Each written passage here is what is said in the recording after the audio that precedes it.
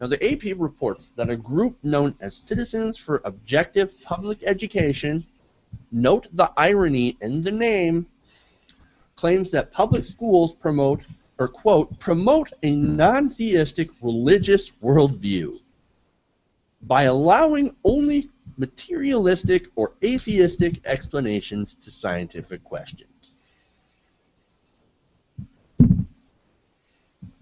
By promoting science, we are promoting a atheistic worldview. And that is wrong, says this group. By teaching evolution, quote, the state would be indoctrinating impressionable students in violation of the First Amendment. Can you believe the balls on this group? The unmitigated balls.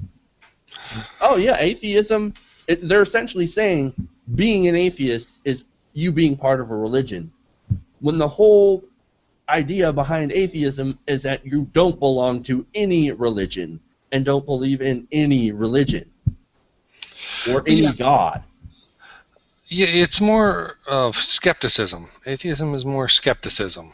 Just like you don't have to prove atheism. Atheism just says, I don't believe you. Please prove it. And it's so there is like there's nothing, you know, you're not really like teaching atheism to people. That's just skepticism is all it is. Right, and that of course is not a religion. It's not considered a religion. And it shouldn't be. But this, of course, this Kansas group thinks it is. It's amazing. Now, the Citizens for Objective Public Education, once again, irony, major irony, their stated mission is to create, quote, religiously neutral schools that do not promote pantheistic and materialistic religions, including atheism and religious secular humanism, a category under which it includes Darwinian evolution. Yeah, because everybody knows that Darwinian evolution is religion. And that it's not... they don't seem to understand the whole idea of the scientific method.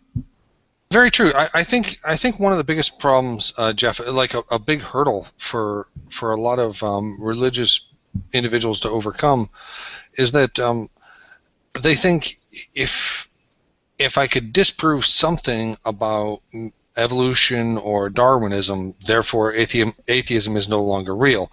But that's not really the case. That's really an argument from ignorance, because that atheism is not dependent on Darwinism. That is just the best model for evolution. Because it answers and that's the most questions. Yeah, so it's basically just the best model, but it doesn't just even if that didn't exist, that doesn't mean God exists. You know, right. to an atheist. You know, and the thing about science too is that it's out to disprove models currently in use, even their own. Find the better answers. Yes, that's the whole point of science, is to find answers.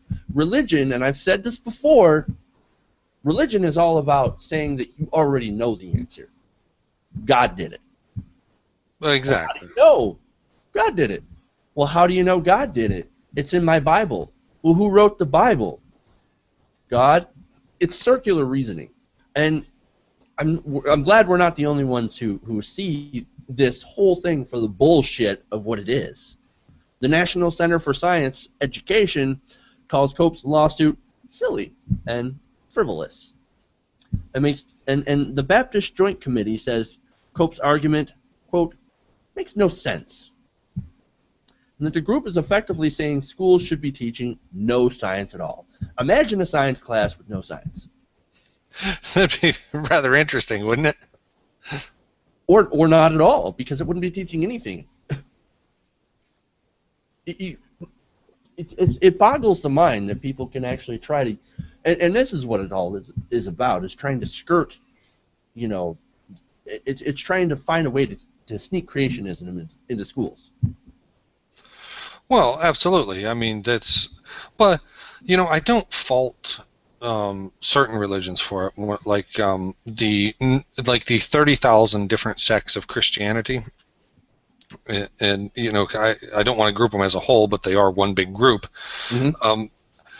they, by their own doctrines, believe that they need to spread that the word in Christianity. So I don't fault them for their attempts to try. I do when it's misleading and they use subterfuge to do it, and this is exactly when you what it is subterfuge. Yes. Just trying to sneak it in there, like, oh hey, no, atheism is science, or science, and atheism. Well, they're religion, so you can't teach that because First Amendment. We love the Constitution. Religion and government are separate, and that's in the Constitution. And where do you think this idea came from anyway? Well, you have to. I really think it comes from people who don't understand that, not having a religion. Like, for instance, atheism. I've heard a lot of very religious people say, well, atheism has a set of beliefs, or atheism, you have atheism and that's a belief system, and no, it's not. It's a skepticism system. It's not a belief system at all. Are there things atheists believe? Yes, but the only reason you believe those is by critical thinking and objective information gathering, not by because I said so. The because I said so argument is just the only thing that isn't there. They're going to be skeptics and they're going to go look for things. And yeah, there's a wide variety of in between, and there's no spokesperson for it. Right. So that makes it very much not a religion, not a type of religion. It's simply a state of being, a state of skepticism. So when you have somebody who is really indoctrinated into a religious culture, they don't understand that. They can't grasp that concept that you have to have a belief system. No, I don't. No, you don't. And you're right. You're right. Absolutely. You talk to anybody who's a religious person, or you talk to some people who are religious, and they go, "So you don't believe in anything? You don't believe anything happens when you die?" Well, I'm pretty sure stuff happens when you die. You die, and then you get recycled back into the earth, into the biosphere you live on. Exactly. I mean, that's a nice way of saying you're pretty much worm food. And that's what, and that's okay with me.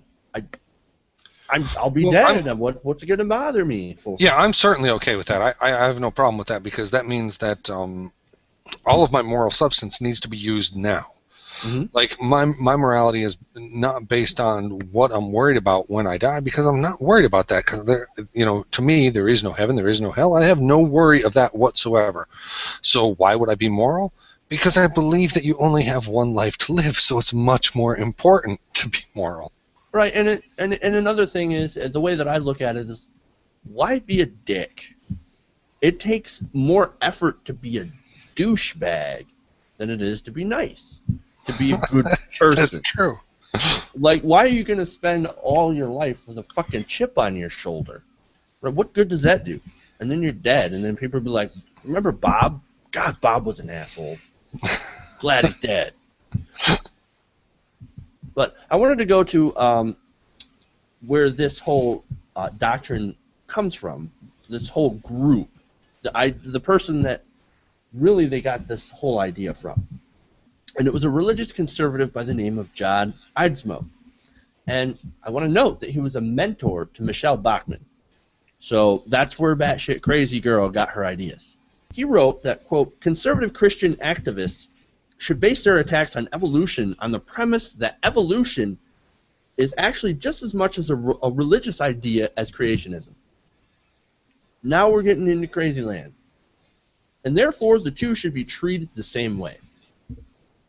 Secular humanism is the religion of American public schools, a result of successful push by humanists to use the public schools to promote a religion of secular humanism.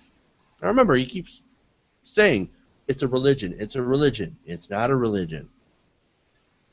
He claims that the religion of humanism violates the fundamental beliefs of Orthodox Christians and urges Christians to demand that public schools which teach evolution teach creation also, or ask that the humanistic materials get removed. And there you go. I mean, that's really where it comes from. is this guy. This whole idea was, put in a book by this John Eidsmoe guy. And there's no such thing as Christian Science. That's two completely different things. It's an oxymoron. It doesn't exist. It's not true. Right. Absolutely. And look, faith is the main tenet of any belief system. You have to believe in something. That's why they call it a belief system, right? Believing in something, you don't have to have evidence. That's the great thing about believing in something, apparently, is that you don't have to have the evidence to back it up. Whereas science, you have to have some sort of testable evidence. Well, I don't know if I like the explanation as much or not. I mean, people have beliefs. Yes, everybody can have beliefs. But I think the difference between belief and faith is that faith is the excuse you give when you don't have a good reason to believe in something. And I'm not saying that you can't have faith as a person. I'm not saying that that's wrong at all. Okay? And I'm not saying that having a belief system is wrong.